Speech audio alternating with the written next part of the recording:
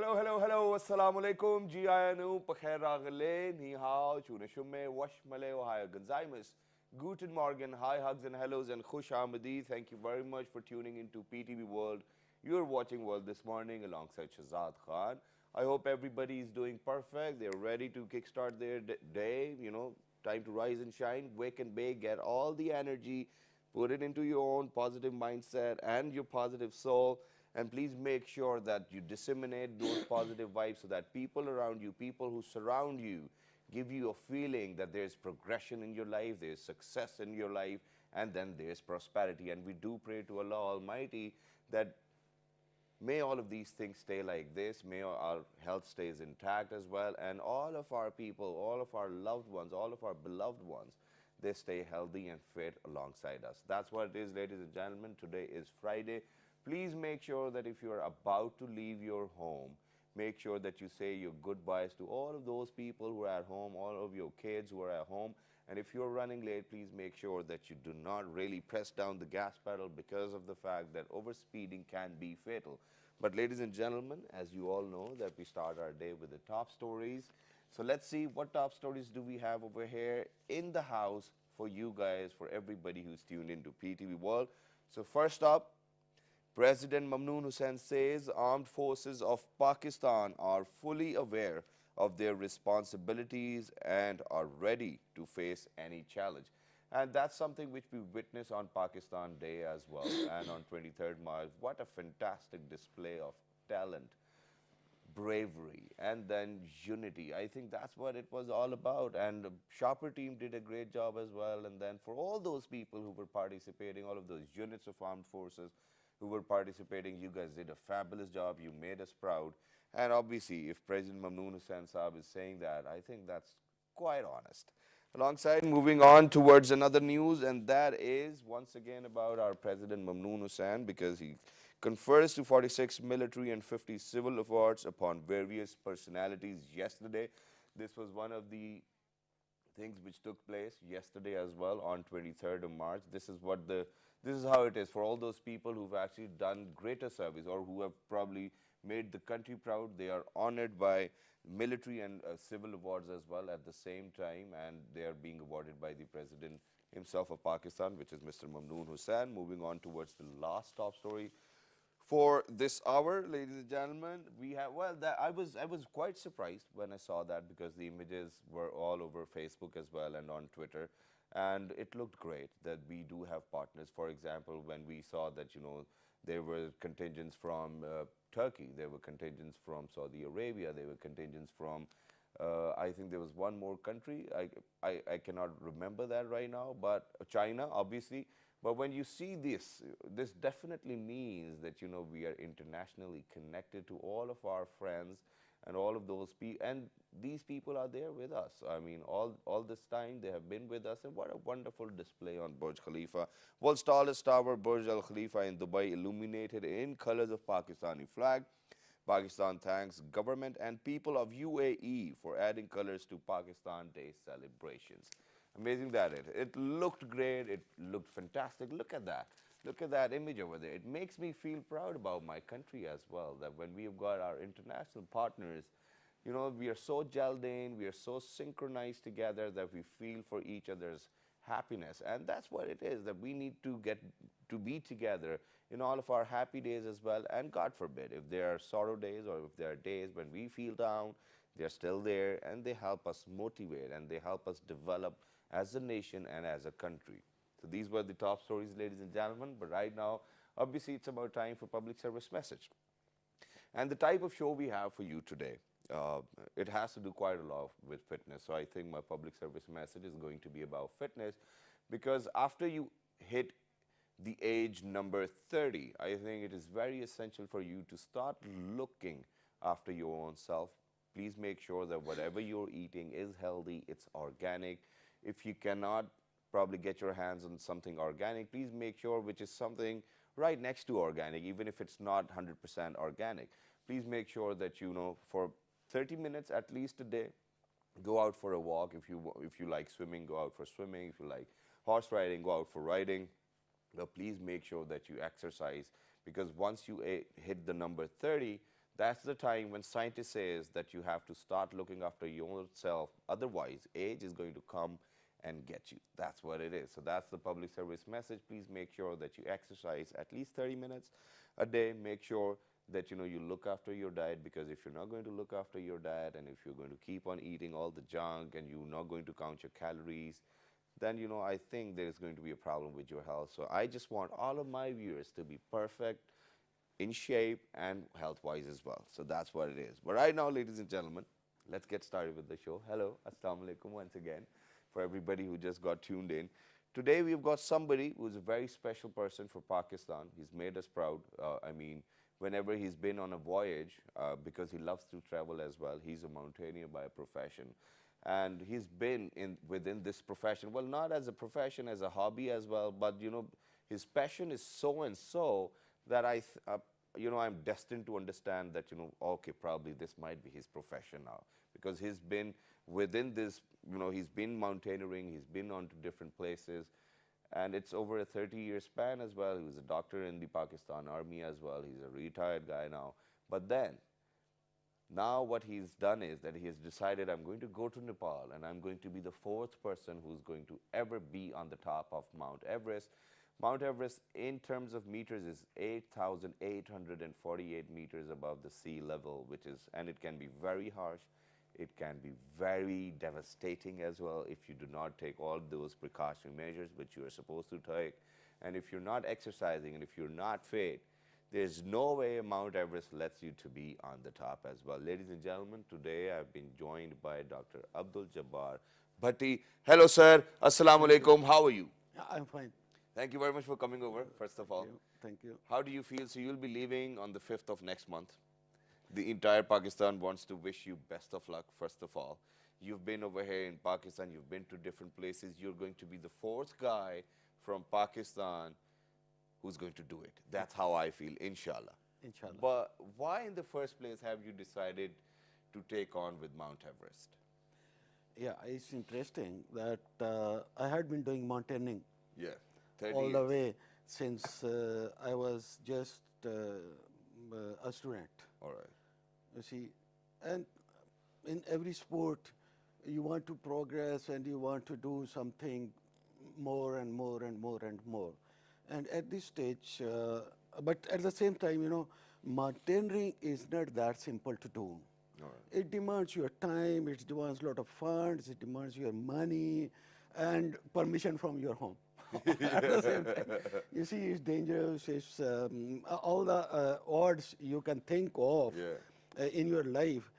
Those are there: economical, physical, terrain, weather, and family problems and social issues. Okay, so when you refer have to fight against. When you refer to family problems, does that only mean seeking for permission from your wife, or does that mean seeking permission from your kids as well, and they don't want you to go, and just because it's so much in you, you just cannot resist? So do you really seek for permission from your wife, or you do not, or what? Yeah, it's not possible for me to stay away from adventure. Okay. In fact, whether it's mountaineering, paragliding, scuba diving, gliding, hang gliding, or paratrooping, whatever is possible at any time. You will do it. And in fact, my wife knows when she came to me. First thing I bought for her, that was joggers. Joggers. So from day one, she knows that I'm going to do this thing anyway. All right. So they're always supportive, and I'm very happy that they're always supportive. Even my parents, they had been supportive for me. And these are two pockets in your family which are most important once you are going out. Yeah.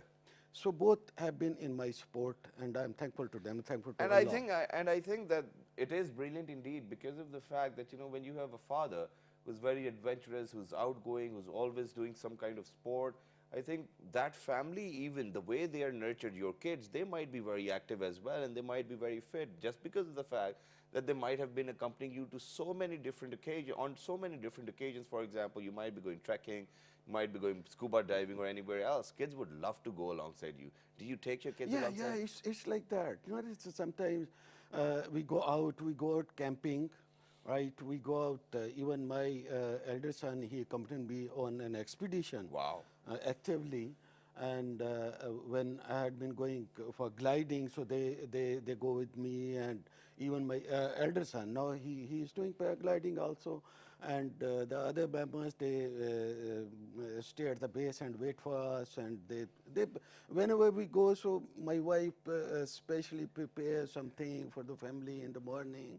Early morning, she has to get up earlier even than But us, then, and she's but then at times, okay, she might be very understanding now, just because of the fact that, since the start of your wedding, on the very first day, the very first present he bought for his wife was a pair of joggers.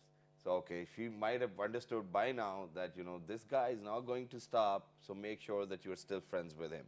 So, what happens now, for example, most of the times within the household, there are different things, there are different problems. And mountaineering, ladies and gentlemen, is not a cheap hobby. It's a very expensive hobby. The material which you get to go on to such expeditions, or probably if you've thought about going to Mount Everest, it's very expensive.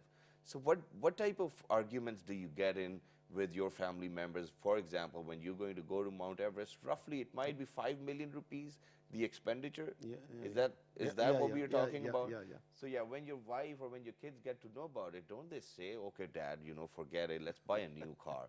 Or your wife probably, oh, get me a good new jewelry set. I mean, that's something which we can do as well. So then, how do you convince them? Yeah, you're very right. This is the one of the most difficult portion of your preparation. Yeah. Preparatory phase to raise the funds. Yeah. And Everest is the most expensive, right?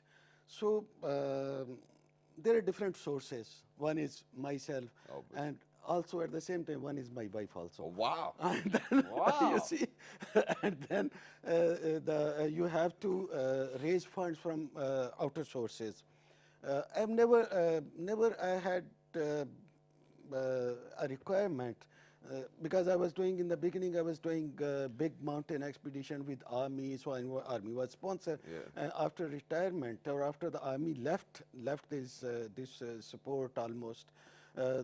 It has been very difficult to raise the funds. So that's why we could not go for big expeditions. But now finally you are here. And finally, I am there, and here, my wife knows already that I am putting a big amount in that. MashaAllah.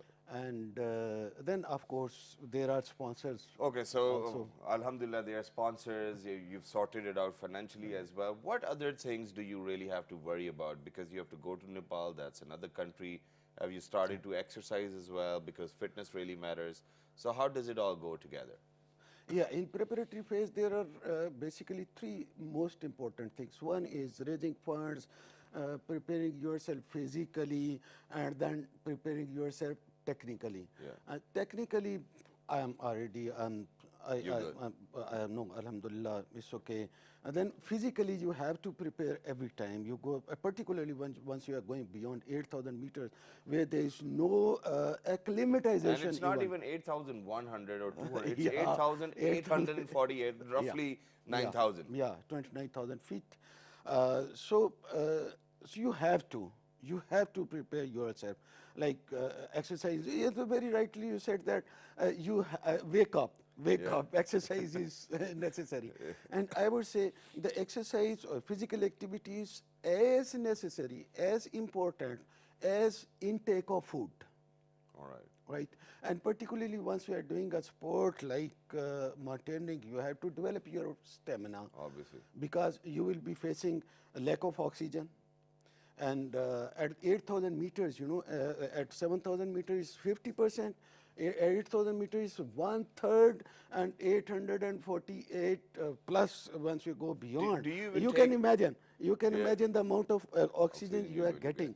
And here, once you are running, you never go to 50%. You are at 70%, 80%. Exactly. You see what's your condition and what you are going to face there.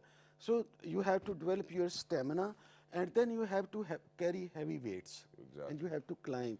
You have to climb down, and all these things require different type of muscles, which you don't use Otherwise. during your normal life. Which you have to develop your climbing muscle, you have to develop your descending muscles, you have to develop your muscles of your back to carry heavy loads, like carrying.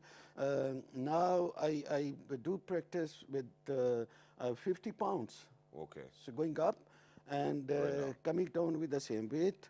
So Are you trying to practice yourself on the stairs, or do we have a facility I over here or a gym where you go and then you exercise, you making sure that I stay fit? I have 3 gyms. Wow. One is park. You see, where I run for. I go for a weekly test. Okay. And the test is to run non-stop for 3 years.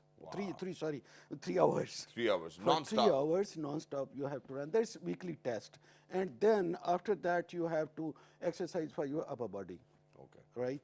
This is test, and then one test to carry 50 pounds weight and to climb up on trail 3 and come down with the same, and that too with only one stop on the top. And that backpack which you're going to carry as well, what do you keep in it? Is it a tent? Is it your food? Is it medicines? What is it? Here. No, when for example, when you'll be... Here I work with water. Okay. So I have water cans, big All right. water can. And on the top is your kit, is your climbing kit, your clothing, medicine weighs very less, and food, and then finally oxygen. Oxygen, yeah, obviously you'll be requiring that as well. Yeah. So, and camping gear also. So it weighs about 15 kg. And then how many loaders are you going to take with you as well? Because obviously loaders need If to be there are two types of climbing styles. All right. One is alpine style. If you are going in alpine style, like I have already done on 8,000 meters, Yes. so I had to carry about 25 kg weight in the beginning. All right. But here, because I'm going in conventional style, in Himalayan style, so I don't think I have to carry that heavy weight. It may go to 15 kg or little plus minus. Okay, but obviously, for a person like you, he needs to be prepared in each and every way and in each and every sense as well. Now, for example, obviously we are proud that we have got 3 people from Pakistan who've actually been on Mount Everest as well. But you really need to know your route as well. You probably need to know, which season you're picking up on, how the conditions will be. So have you prepared all of that as well? Yeah, sure. Well, I have studied a lot about the weather, about terrain, So about what type of weather are you going to get over there? Is it going to be what, -20, -30? What will be the temperature over there? It will range, minimum temperature would range minus 15 degrees centigrade at base camp. All right, -15 at the base camp. Yeah, at the base camp at night, All right. And to the extreme is, they say, is minus 40, 42. But this is absolute temperature. These are absolute temperatures. Once you add with wind chill factor, on the top, it may go down to -70. Oh my God, that's quite harsh, and that's quite difficult to do as well. So do you have that gear which is going to support you with that weather as well? Sure. You have special type of clothing, and we are lucky to be in this age that before, the clothing was very heavy, equipment was very heavy, technical equipment was very heavy, but with passage of time, it's getting lighter and more safe and better than But do you before. think that it's going to be more feasible within this season, because it's not going to be very cold at least? Yeah. And then, the temperatures have obviously fallen down a bit as well, irrespective of the fact whether if you would have picked up in winters as well.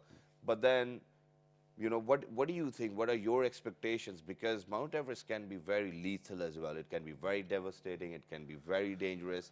So what are the other insurances which you are taking along you, or do they, within Nepal, do they have any emergency services, God forbid, if something goes wrong? Yeah, first thing, like the season in Himalayas of Nepal, we are having 2 seasons. Okay. One is pre-monsoon, one is post-monsoon. I prefer pre-monsoon because once you go there, it will. The biggest difference is that you go with lower temperatures. All right. And in post-monsoon, you go with higher temperatures. More snow in earlier season and less snow later time. All right. But I prefer more snow, and secondly, once you go there, the temperature is going better and better with the passage of time. Okay. Whereas during post-monsoon, temperature is going down. Down, yeah. Right, so this is a better thing, what According to you. my planning. All right. And then you asked about insurances. So I have insurance with Global Rescue, and in case of God forbid there is any God forbid, emergency, God forbid. we hope everything will go fine. And then first They of are all, there. how long will it take you to reach the base camp, and from base camp to the top, how many days is it going to take you? Yeah, from Kathmandu onward, 1 day is by air, and then about 9 days, 10 days we take to reach base camp on foot. All right. Like On and foot. Then, yeah, and Okay. then we have total time about 6 weeks at base camp to climb the summit and come back. But for me, my plan is a bit faster, and I hope to complete it within 2 weeks.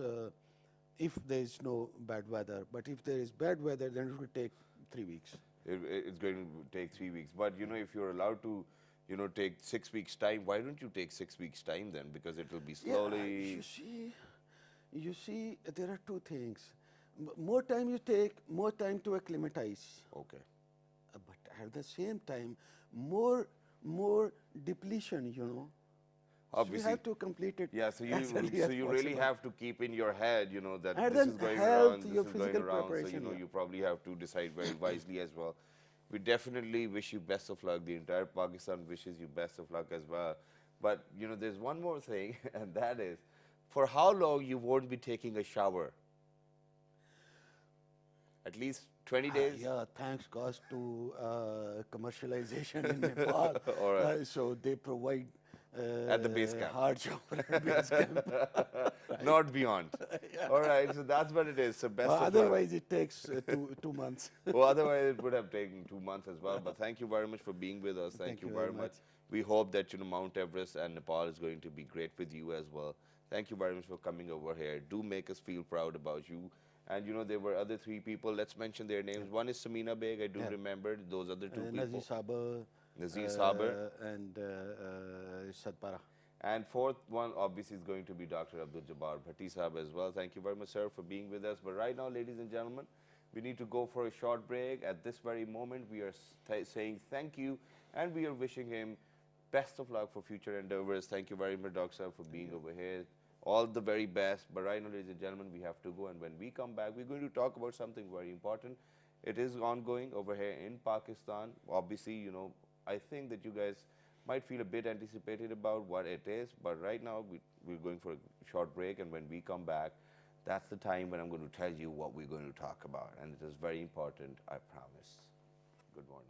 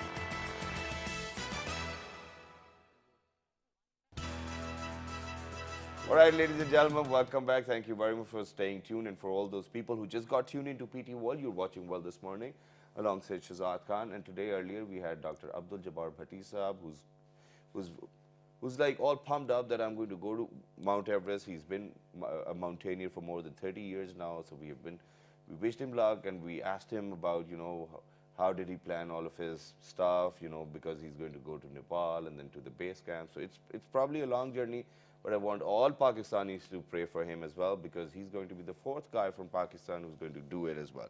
But right now, ladies and gentlemen, as we all are witnessing over here in Pakistan, after 9 long years, census is underway. It started from Karachi within 63 districts, and now obviously it's moving into different parts of the country as well. Census, ladies and gentlemen, is very important because of the fact, obviously, first of all, we're going to get a count, or we're going to get the number of heads we have over here within Pakistan. Then I think that, there are other issues which I want to discuss as well, but sir over here, he mentioned that, if you're going to talk like this, it might have a negative impact as well, and we do not want any type of negative impact.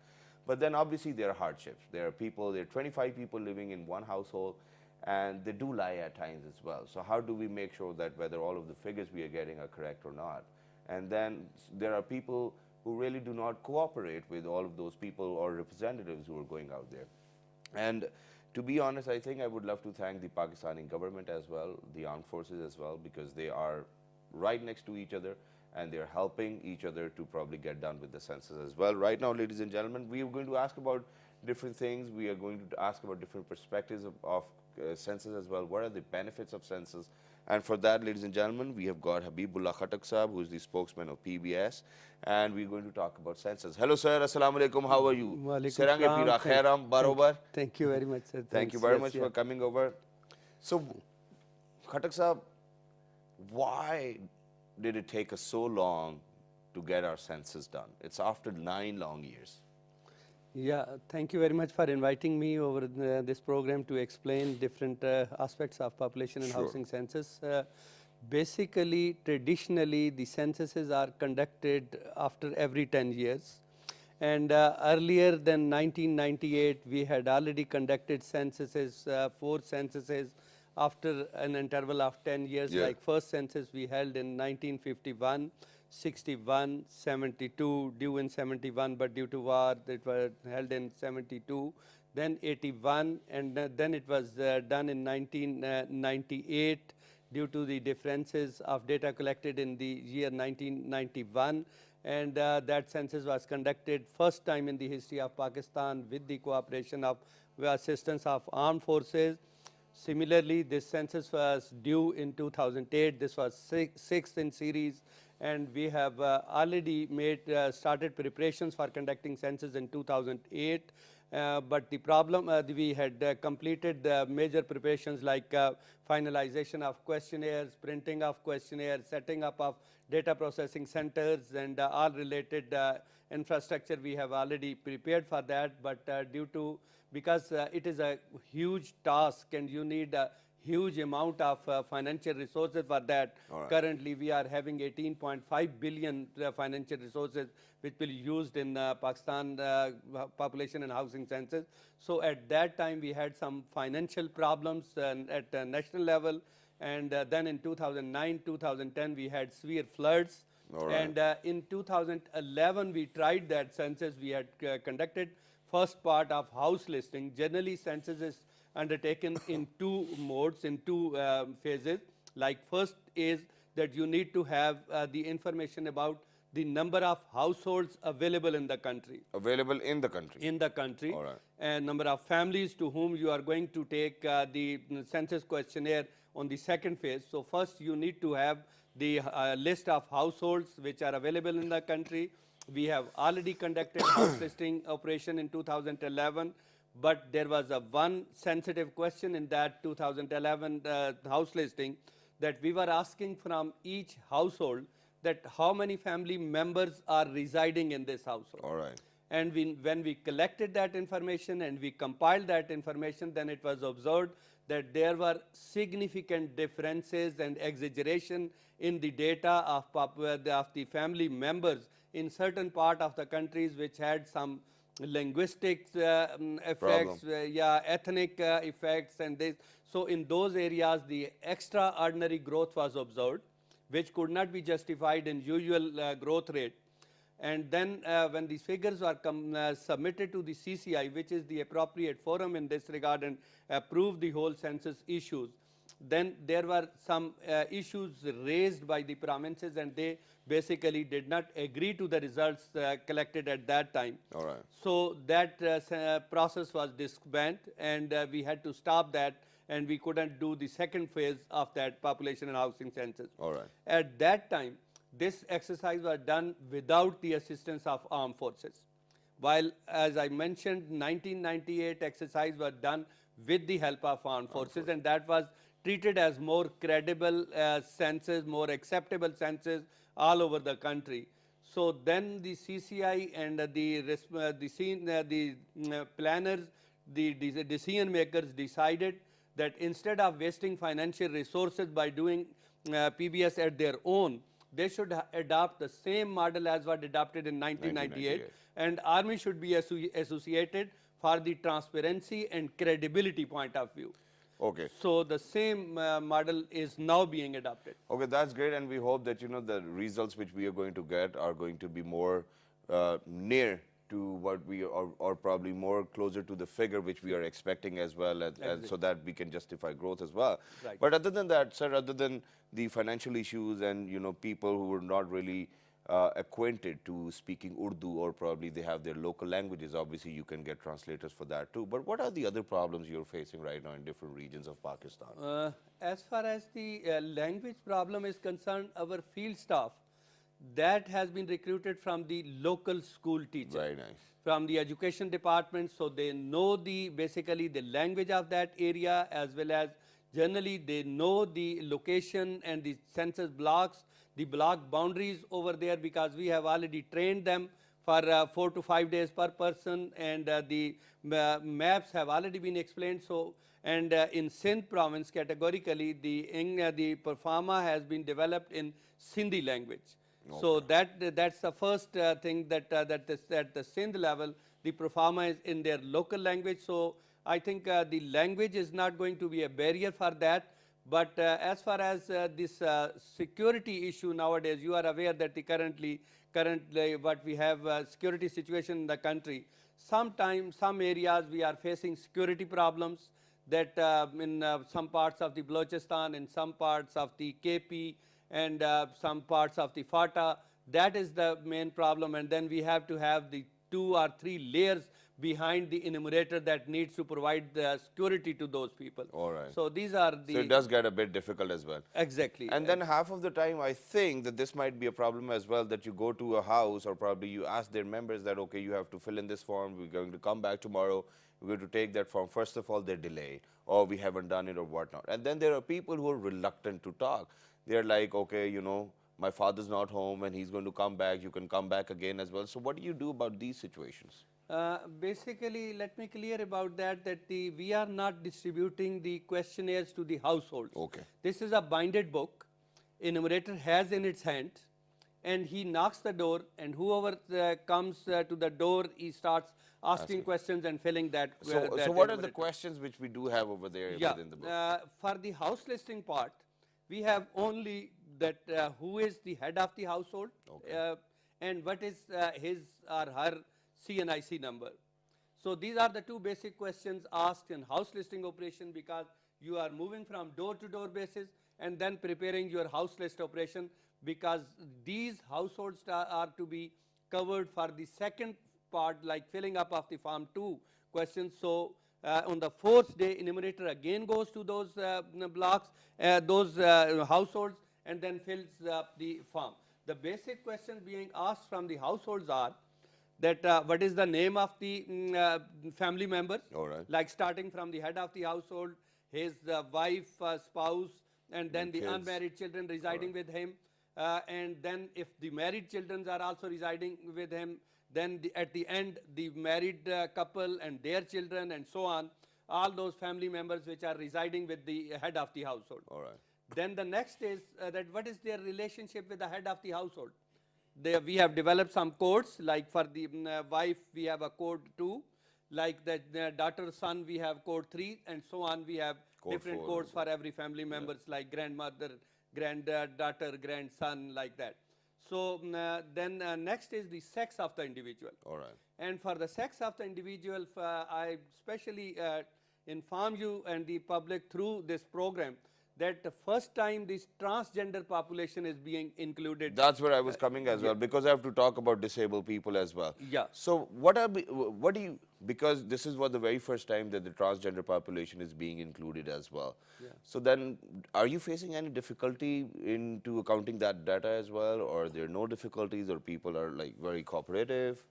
What happens? As far as the transgender availability of transgender population in common household, there we are getting, because people are shy a little bit, reluctant a little bit. Yes, that exactly. if the neighbors may Would come get to to know know, that yeah. they have the one transgender population or this. All right. Otherwise, generally they live as we call it collective residence. All right. Collective residence means that under the common arrangement, they call one as a guru, and then the rest are just staying with them, and they are collective. For the collective residence, no. No problem. Because they first time went into the Supreme Court, they got recognized their sex, Yeah. and under the direction of the Supreme Court, we are enumerating them as a separate sex code. All right. So basically, we are not facing that much difficulty in that. Okay, but very quickly, sir, because we're running out of time as well over here, there's one more thing which I wanted to ask. First of all, before we move on towards the benefits of the census, there's one more thing which I want to ask, and that is that, obviously, while the census is being done, there might be quite a lot of people who might be immigrants, who might not even have an Adra identity card. What are you going to do to that? Because as far as my research is concerned, there have been 3 cases of such sort in Karachi, and I think they're behind the bars. All of those people are behind the bars. But then, ultimately, what is going to happen to all those people who do not have an Adra identity card, or they're not Pakistani nationals? Basically, ji, that issue is being faced in the field as well as with the policy makers, because generally there is a conflict in Balochistan that the Baloch people want to get these people out of the census and out of the country. There are the same segment of population like Pashtun people. They want those people to be enumerated in the census, but in giving in the separate code for them. So similarly in KP we are facing problems, and then you might have learned few about 1 month back, then there are certain ladies who had already got married with these people, and there is a problem with that family that the husband is Afghan nationals, wife is a Pakistani national. Exactly. They are having problem that if you are sending back to Afghanistan, what will happen to that family? Yeah, so what are we going to do now? Yeah, so basically what we have done is, our policy is that all those Afghan refugees who are living within the camps, we will not be going family to those people, with the understanding that camp management has complete record of those families, that how many people are in this family, what are their sex distribution, what are their ages, and this. So that is a separate thing. There are certain Afghan refugees who are living with the common population, mixed up with ordinary muhallas, but they have Pakistan, this proof of residence card that is issued by the Nadra to the Afghan refugees. There is no problem with them also, because they will be straight away written as non-Pakistanis and excluded from the Pakistan population. Okay. And have you so far actually got your hands onto somebody who's got a fake identity card?